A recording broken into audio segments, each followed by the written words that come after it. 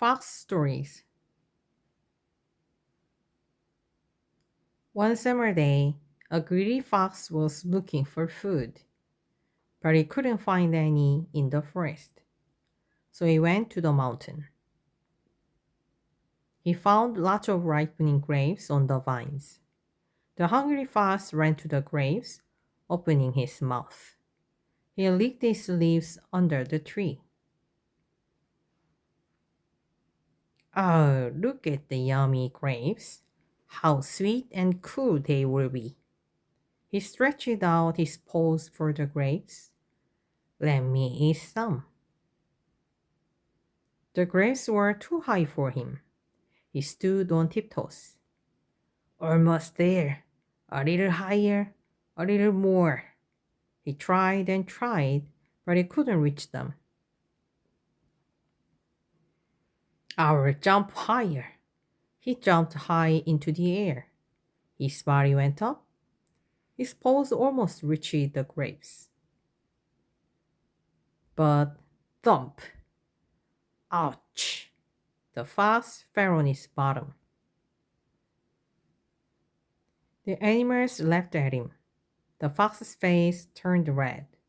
He was upset and embarrassed. Guess what he said? Those grapes must be sour. Maybe silly birds can eat them, but I won't. The fox said and walked away.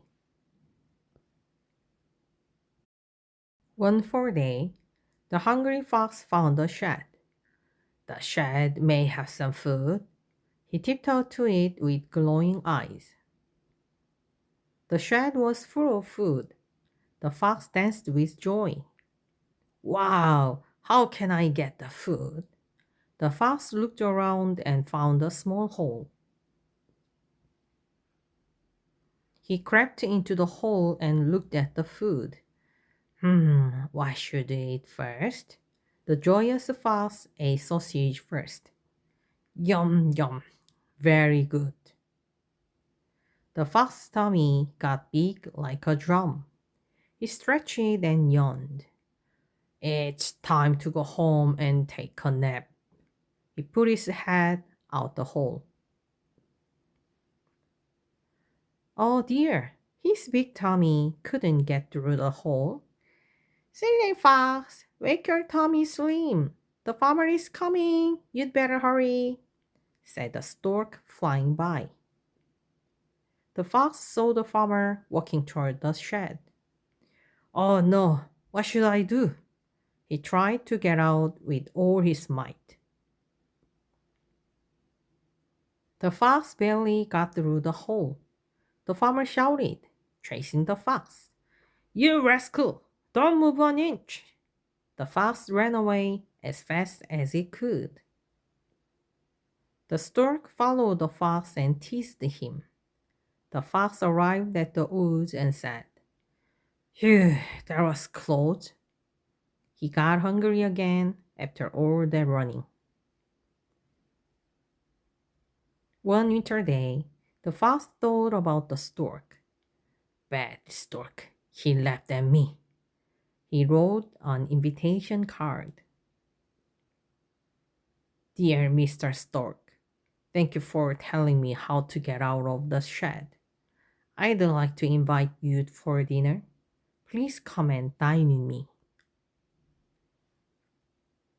The next day, the stork came to the fox's house. The fox greeted him. Come on in. I cooked some delicious food for you. The fox served the soup on a plate. Help yourself, the fox said, giggling. The fox licked the soup on his plate, but the stork couldn't eat even a bit. I know his trick, the stork thought. A few days later, the fox received a card from the stork.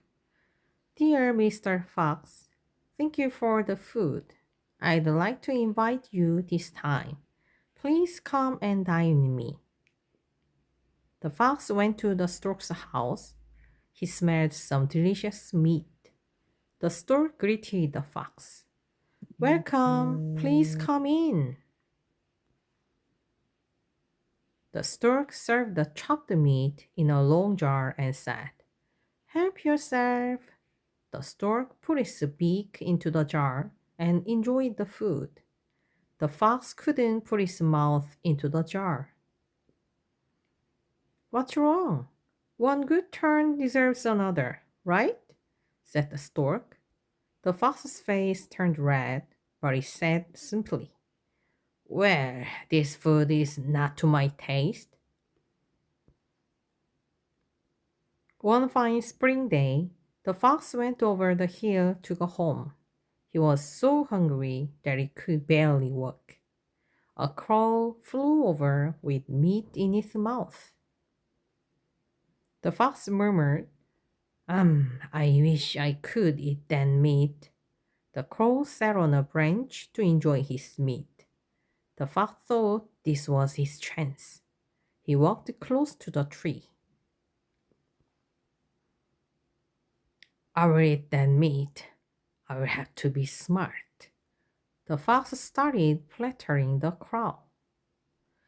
Mr. Crow, you look very handsome. You're the best of all the birds. Your shiny feathers, your sparkling eyes. Let me hear your rich and full voice. Then I will know if you're the king of all the birds. He asked the crow to sing a song. The crow forgot about his harsh voice. Not a problem. The crow thought.